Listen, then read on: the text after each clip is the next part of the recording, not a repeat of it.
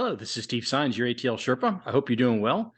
I'm going to do a demonstration of ChatGPT based on some things that are very specific to Atlanta. So this goes with a podcast that I've created, and I wanted to kind of give you a feel for what ChatGPT is, what it can do, and hopefully as you watch this demonstration, not only will you learn about it, but maybe you'll get some ideas of ways that you can use it. And I would encourage you to do that.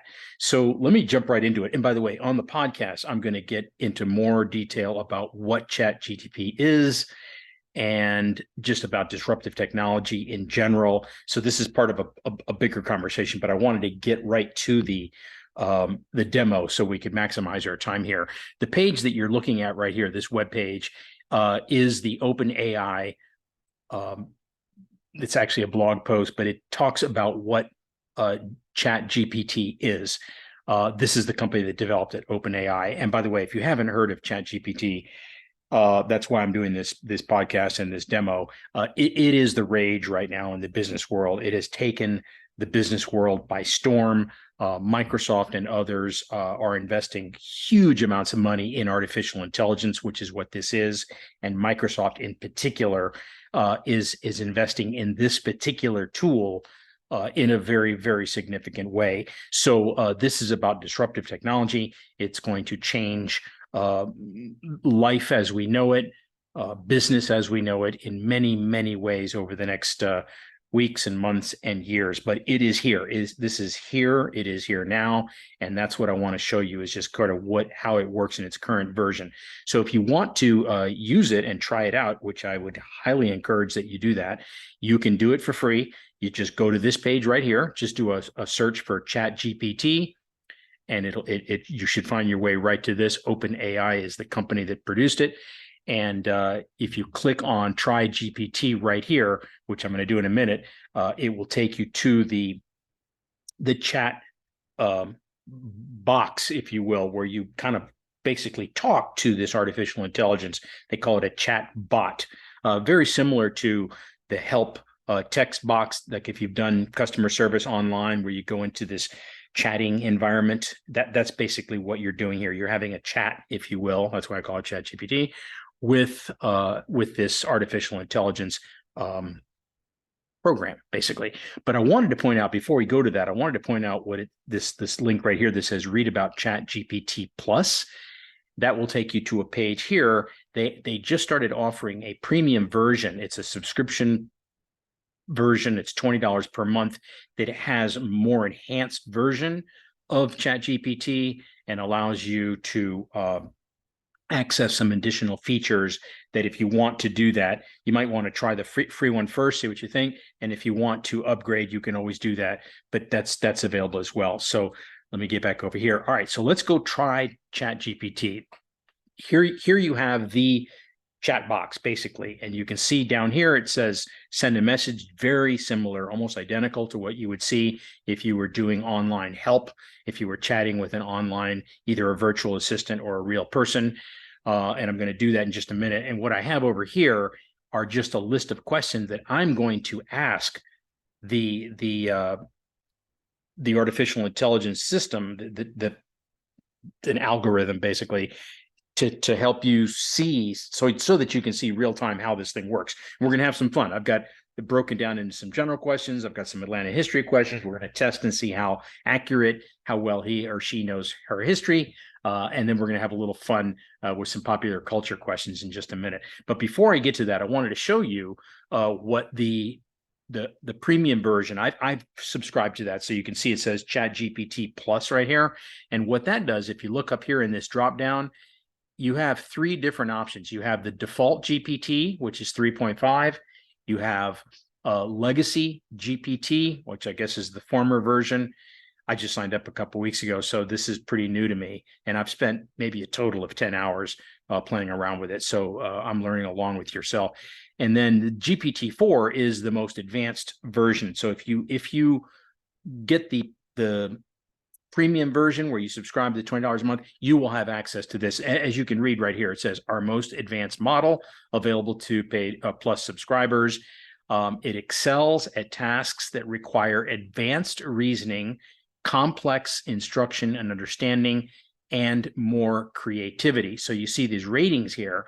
They've rate each of these versions in three ways: by its reasoning capability, its speed, and its conciseness. And you're going to see that in action here in just a minute. So I'm going to show you both the default GPT 3.5 version, and I'm going to show you. When we get to the history part, I'm going to switch over to the GPT-4 so you can see it. And now it says it slows down quite a bit. You see the 5 green bars for the reasoning and 2 bars for the speed. Look what happens when I hover over default. It drops down to 3 bars for the reasoning and 5 bars. So you can see the give up there. You give up some of the reasoning capabilities for speed, and you will see that in a minute when I get to that. So let's stay with the default version here, and let's jump to it. I'm going to start with some general questions so you can see how this works. So I'm just going to copy and paste this so that you don't have to endure my terrible typing. So let's start with, what is ChatGPT? We're going to ask the bot here, the artificial intelligence bot, what it is. And it says it is a large language model created by OpenAI based on the GPT architecture, which stands for Generative Pre-trained Transformer. It is designed to generate human-like responses to text-based inputs, such as questions or prompts. And that's what we're going to do in a minute. ChatGPT is capable of understanding natural language and producing text that is contextually relevant and grammatically correct. And boy, is it ever. And you will see that. It has been trained on a vast corpus of text from the internet and other sources and can generate responses on a wide range of topics. ChatGPT is one of the most advanced language models currently available, and it is used in a variety of applications, including chatbots, language translation, and content generation. And again, you are going to see this in real time in just a moment. All right, let's go on. Let's ask it a little bit more. What can I do with ChatGPT is my next question. And by the way, notice how it just generates the answer here and it scrolls automatically. I'm not doing that. It is literally scrolling up. And while it's generating content, you can scroll back to the beginning of the answer and begin to read here. So here's the answer. What can I do with ChatGPT? As a user, there are a number of things you can do with ChatGPT. Here are some examples. You can ask questions about a wide range of topics such as history, science, or entertainment. ChatGPT will try to provide you with accurate, informative answers based on its training data, and we're going to test it here in just a minute. 2, get advice. If you need advice on personal or professional issue, you can ask ChatGPT for suggestions or guidance. ChatGPT can provide helpful insights and recommendations based on its understanding of human behavior and psychology. Okay, this is where some people say it can get a little bit creepy. I haven't had any personal conversations with the algo because I'm a little creeped out by that. So I'm kind of stick to business and history and, kind of like black and white topics here. I don't want to get too intimate with this AI model. Number 3, generate content. This is where I think it really can help content creators, whether that's PR people, journalists, anybody that has to write, social media managers, literally anybody that has to create content. This can be huge. So as it says, if you're a content creator, you can use ChatGPT to generate ideas for articles, blog posts, or social media posts. It can help you come up with interesting angles and topics that will engage your audience. 4, practical language skills. If you're learning a new language, you can use ChatGPT to practice your language skills. ChatGPT can help you improve your vocabulary, grammar, and syntax by providing feedback on your writing. That's pretty cool. So very direct and very important implications for education, right? The learning process, teaching methodologies, and so forth. So teachers, I think, can use this tool to really enhance their educational outcomes with their students at all levels. And then number 5, have fun. Finally, you can simply have fun interacting with ChatGPT. ChatGPT has a sense of humor, even though it says it doesn't, and can engage in playful banter and conversation. You can ask it trivia questions, tell it jokes, or chat about your day. Again, a little bit creepy, but if you get lonely and if you feel like you need to talk to somebody, I think it's important. Have at it. You might get comfortable with it. I mean, this is kind of where we're heading. All right, let's talk about what his or her limitation. I don't know if it's a him or her. It's probably an it, but let's find out what its limitations are. So, as an AI, artificial intelligence language model, there are several limitations that ChatGPT has. Among them are including lack of common sense. I know that's unfortunate, but it actually, I find that hard to believe because it seems to have a lot of common sense, but it's not like common sense as a human being common sense, right? ChatGPT is trained on a massive amount of text from the internet and other sources, but it doesn't have common sense like humans do. It may give nonsensical or inappropriate responses to certain queries, as it may not understand the context or the underlying meaning behind the statement. So if you're going to use a lot of slang, and if you're going to use, terrible language, poor language, poor grammar, it might have a hard time because it's trained to be, well, as you'll see in a minute when we start generating some of the content.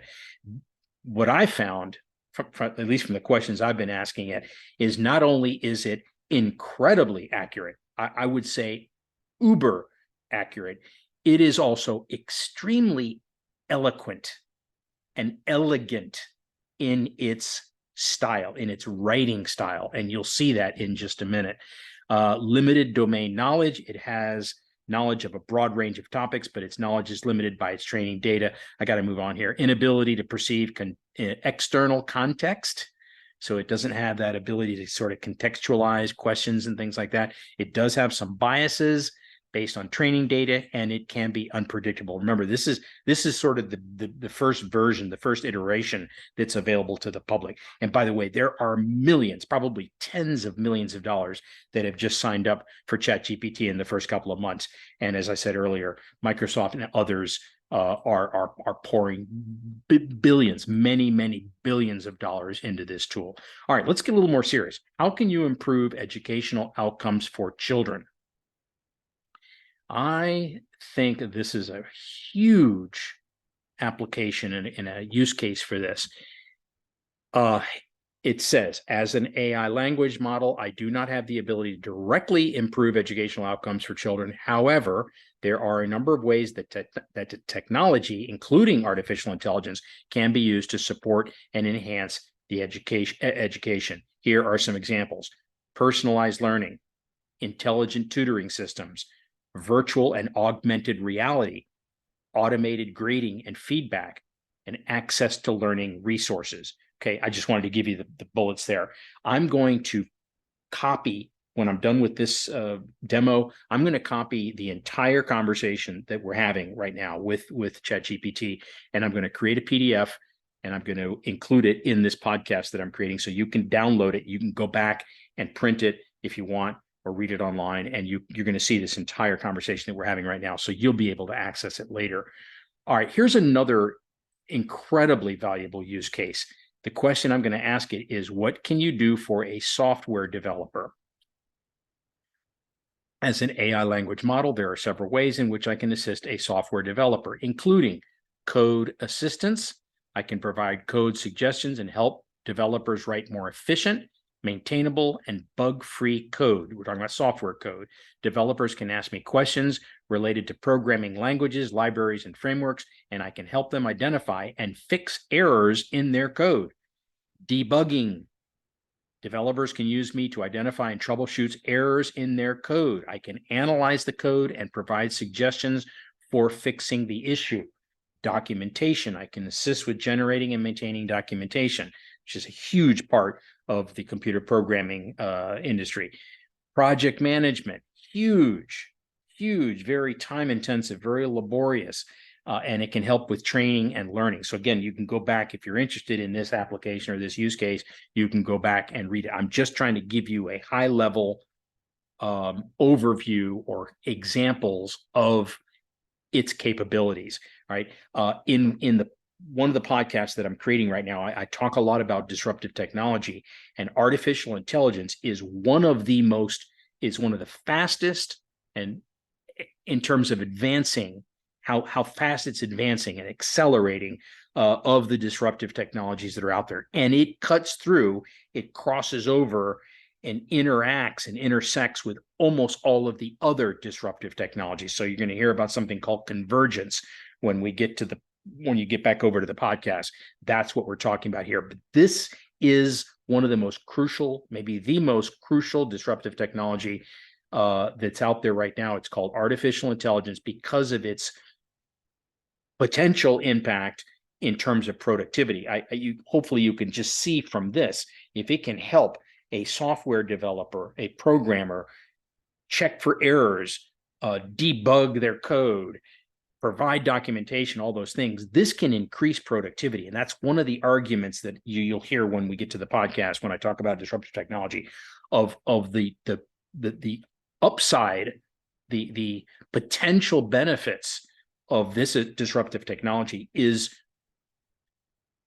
it's staggering. It is truly staggering. And you'll see the numbers when we get over there. Okay, let me ask another question. It's very specific to Atlanta and very timely and relevant to modern day or current day Atlanta. How can you help transportation planners make better decisions? So if this is of interest to you, take a look at these answers here. And again, remember, you're having a conversation with this tool, right? So if you don't understand something, or you want to drill down into something that they talked about here, for example, data analysis, you can just say, tell me more about data analysis, and it'll drill down. It'll continue. You can't go deeper than this. This thing will go as deep as you want. You cannot, I don't think you can really go deeper in terms of thinking and logic and asking it. You can't get too complex, is what I'm trying to say with this program.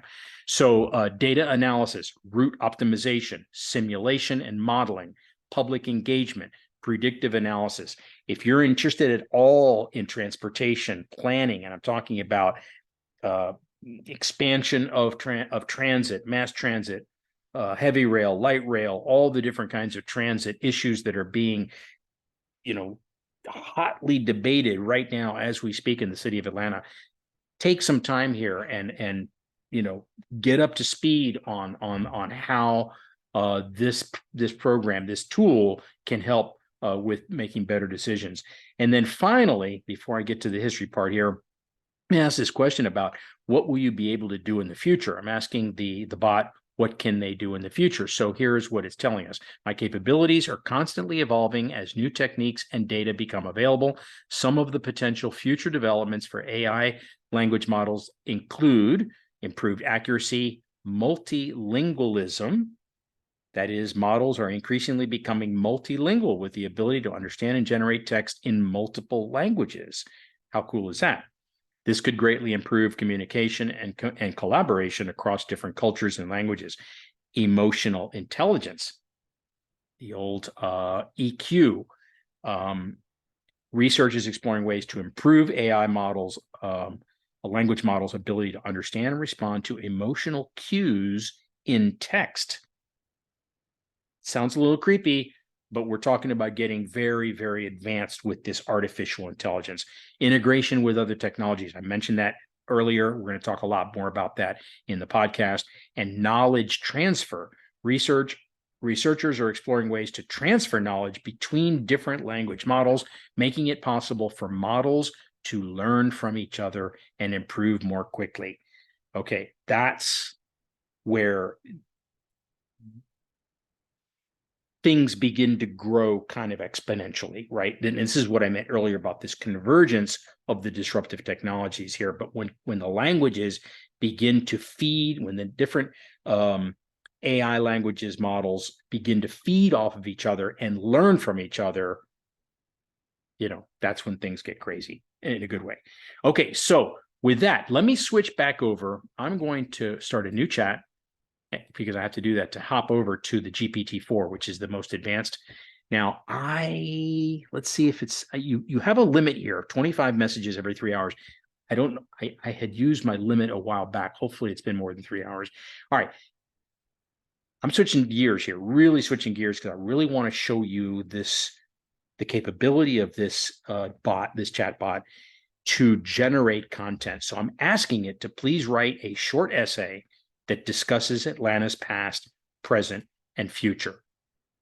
For those of you that don't know, my mission as a content developer, website developer, tour guide, podcaster, all the things that I do, my mission is to help people connect with Atlanta's past, present, and future, right? That's why I'm asking it this way. Let me scroll back up and let you just take in what the chatbot has created for us. I asked it to write an essay that discusses Atlanta's past, present, and future. And here you go. It started like all good students do. Give it a title, Atlanta, a city of resilience and innovation. And then you can see the introduction here. Let me just read this one first paragraph. I wanted you to get a feel for the style. Remember that I said that it is not only accurate, but very elegant and eloquent. Let me read this to you. Atlanta, the capital of Georgia, is a vibrant and diverse metropolis that has long been a significant player in American history. Its past is deeply rooted in the struggle for equality and the promotion of civil rights, while its present is marked by innovation and a thriving business culture. As the city looks to the future, it is well poised to continue making its mark as a leader in technology, sustainability, and social progress. See what I mean? That's pretty nice. But some of the stuff I've read that is even more eloquent and more elegant than that in terms of writing style.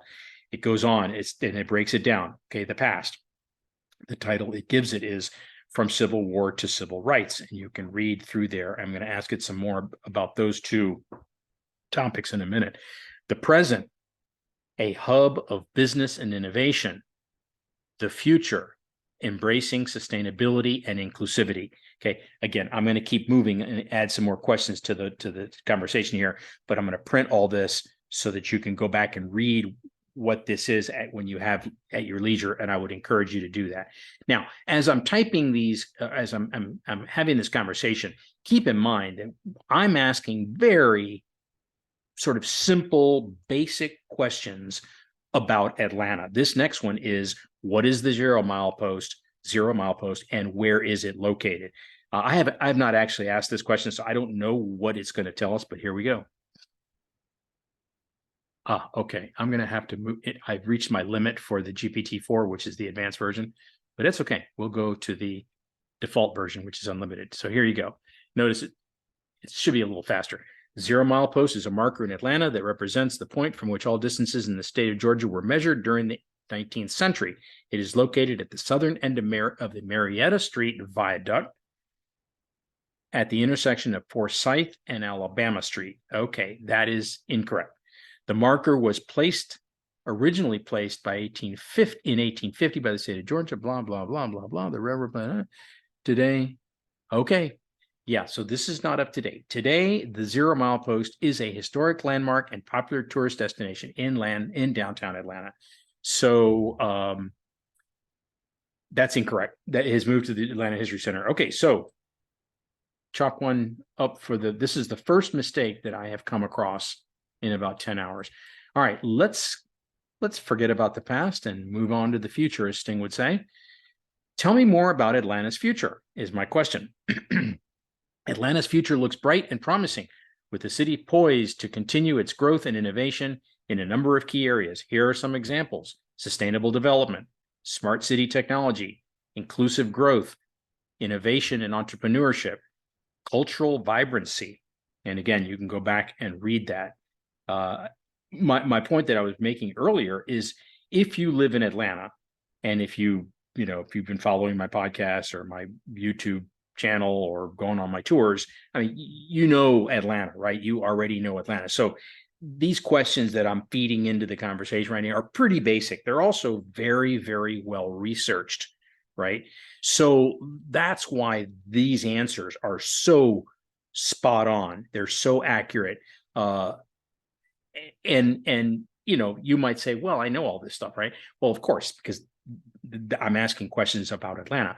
But if you were going to, let's say, Sequoia National Park, in California, in Southern California. This might be a very, very useful tool for you to learn about the parks, how to get there, what there is around there. Should you fly into Fresno versus San Francisco versus Los Angeles, whatever, right? And the things to see and do around there. So if you didn't know that area, you could see how this could be much more interesting, especially when I get some of these next questions here. Okay, now I'm asking it to write a short essay about Atlanta's role in the civil rights movement. So again, it's going to give it a title. It's going to create an essay. Atlanta's role in the civil rights movement, a legacy of leadership.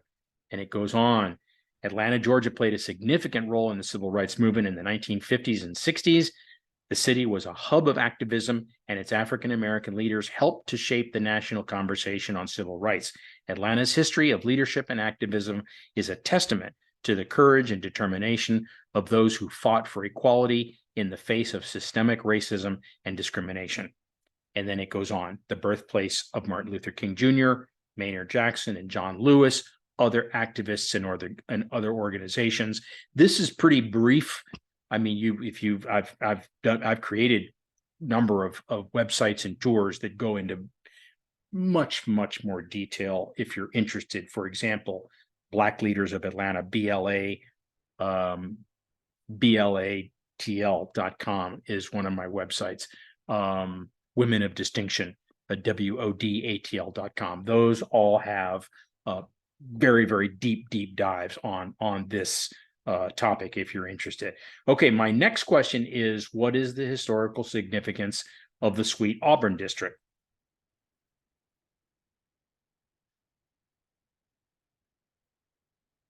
Again, pretty basic question for if you know Atlanta and its history, but if you didn't, let's say you were coming to Atlanta for the first time or you really didn't know the city, this could be very, very helpful. And as we pointed out earlier, when we asked the bot, how could people use it, and content development for writing articles. Imagine a travel writer, someone who's responsible for, or one of those destination marketing organizations that is responsible for marketing a destination like Atlanta or anywhere else.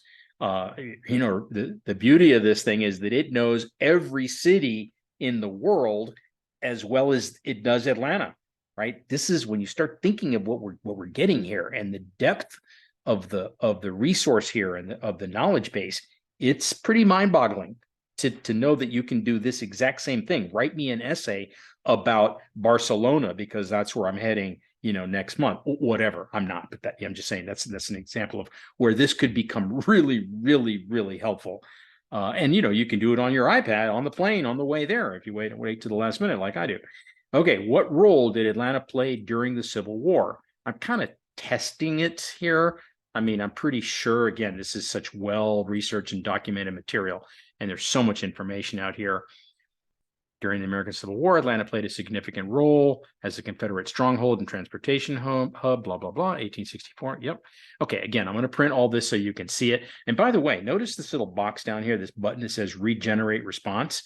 If you don't like the answer for whatever reason, let's say you're writing an essay or you're writing an article that you need to get some ideas from, you can click on regenerate response and it will do just that. It will regenerate that the response. It'll give you a second response, and it's going to be slightly different. It'll be worded differently. There might be a little bit of a different style to it. And then notice it says, was this response better or worse? Better, worse, or the same? We're going to say it was the same. Okay, next question. Again, this is kind of, I'm quizzing the bot here. Where did the Battle of Atlanta begin?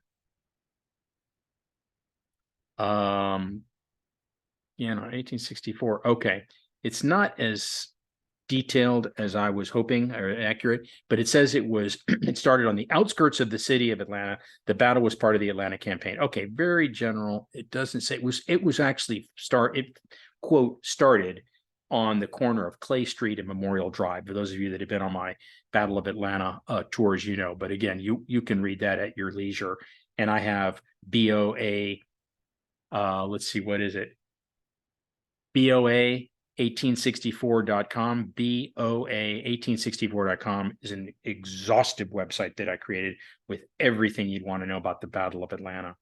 And then the last history question I have is, where was General McPherson killed and how did he die? Let's see. During the battle, McPherson was observing the fighting from the rear of his lines when he was surprised and ambushed by Confederate troops. That is true. He attempted to escape on horseback, but was shot and killed. Very good. Near present-day intersection of McPherson Avenue and Monument Avenue in East Atlanta. Perfect. Give him an A+, give him a star. Okay, let's shift gears again. Let's go back to, or let's go to popular culture here. I'm going to ask the bot to tell us, how do Atlanta drivers compare to those in other major cities? I love this. Okay, as an AI language model, I don't have personal driving experience, but I can provide some insights on how Atlanta drivers are perceived compared to those in other cities based on various studies and surveys. Okay, here we go. The truth hurts. Atlanta has a reputation for having some of the most aggressive drivers in the United States. According to a 2021 study by Quote Wizard, Atlanta ranked 8th in the country for cities with the worst drivers. Yikes. Based on factors such as accidents, DUIs, traffic citations.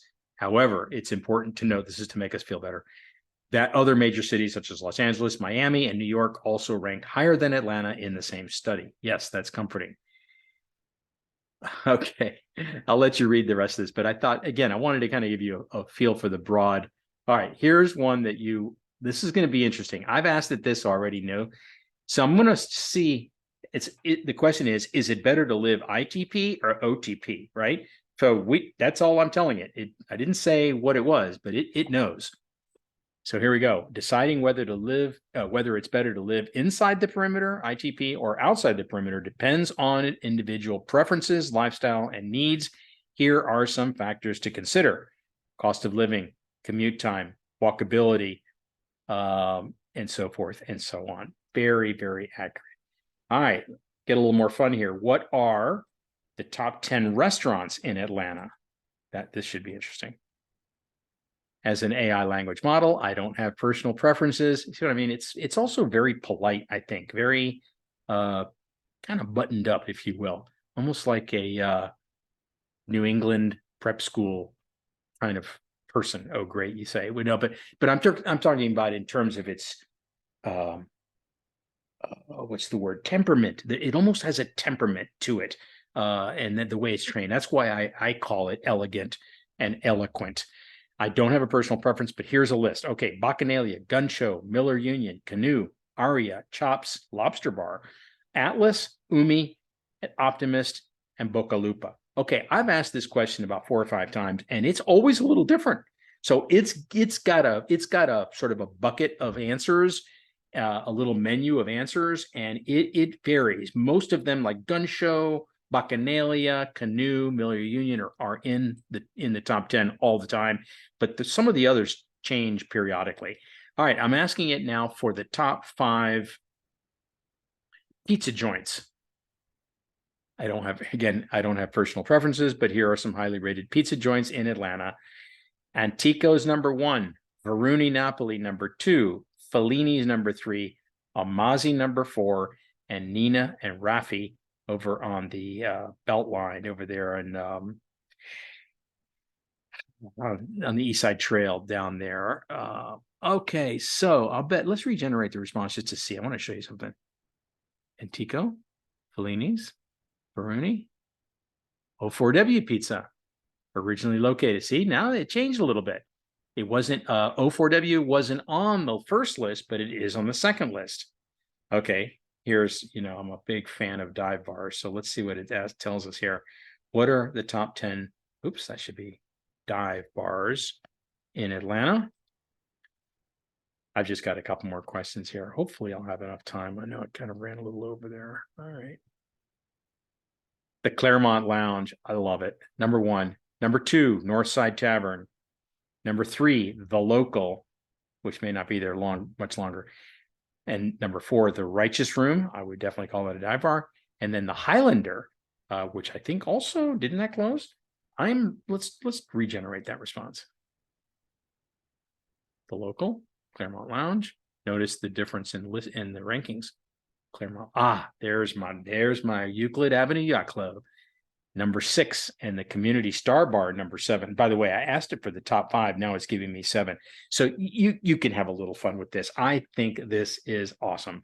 All right. Why is the Atlanta Beltline so popular? By the way, this is going to put any respectable tour guide out of business. I mean, people aren't going to need tour guides. That's kind of a funny, not so funny joke.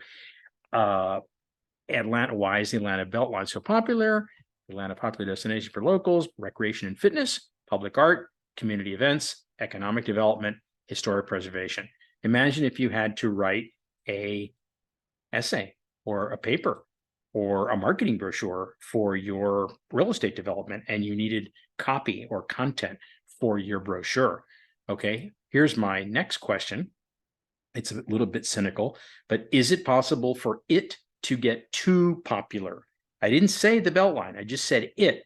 And my point here is I wanted to show you, hopefully, yep, it knows. It's in a conversation with me. It knows what I'm talking about. I don't have to say, is it possible for the Atlanta Beltline to get too popular? It knows what I'm talking about because we're in a conversation. That's one of the cool things about this. So the answer is yes, it is. Here are some potential issues: overcrowding, gentrification, commercialization. Interesting. Environmental impact. To prevent these issues, it's important for the Beltline and its stakeholders to balance the benefits of popularity with the needs and concerns of the surrounding neighborhoods and the communities. And I'll let you read that at your leisure. All right. I don't want to run out of time here. I'm going to ask it, what is the greatest college football team of all time? And before I start getting hate mail, I'm going to have to tell you something about this. All right. It's going to tell us, here we go. 1971 Nebraska Cornhuskers. I asked it to note, what is the greatest college football team of all time? 1995 Nebraska Cornhuskers. 2001 Miami Hurricanes. Yes. 2013 Florida State Seminoles. That's what I'm talking about. And the reason that the Georgia Bulldogs aren't on here is this: the ChatGPT only has knowledge up to September of 2021. So it doesn't know about the last 2 national championships. If it did, I'm sure that the Georgia Bulldogs would be on there as well, at least get an honorable mention. Okay, and the last one, I have no idea how this is going to land with the bot, but is it true that when you go to heaven, you have to change planes in Atlanta? That's a burning question that a lot of people have been wondering about. Okay. The concept of changing planes in Atlanta to get to heaven is a humorous urban legend, and it is not a factual statement. There is no evidence to support this claim, and it is not supported by any religious teachings or beliefs. The idea likely originated as a joke or as a play on the fact that Atlanta's airport is one of the busiest in the world and serves as a major transportation hub for many destinations. However, the idea that one has to change planes in Atlanta to reach heaven has no basis in reality or religious doctrine. Yes, it does not. Thank you so much, ChatGPT. Okay, so I think you get the gist of this. It's a very cool tool. Hopefully, as you were watching it, generate the content and have this conversation with me, you got some ideas of maybe how you could use it and some other use cases and applications that you or your children or your company or whatever can use it. It's free. Go get it. It's ChatGPT. Do a search for it. Get the free version. If you like it and you want access to the advanced version, that 4.0, go ahead and sign up for the $20 there. But that's it. I wanted to just kind of give you a demo so you could see this thing in real time. ChatGPT is the rage throughout the entire business community in the entire world right now. This technology, the underlying technology, the disruptive technology, which is artificial intelligence, is going to profoundly change every aspect of our businesses and our lives and our society and our culture across the board.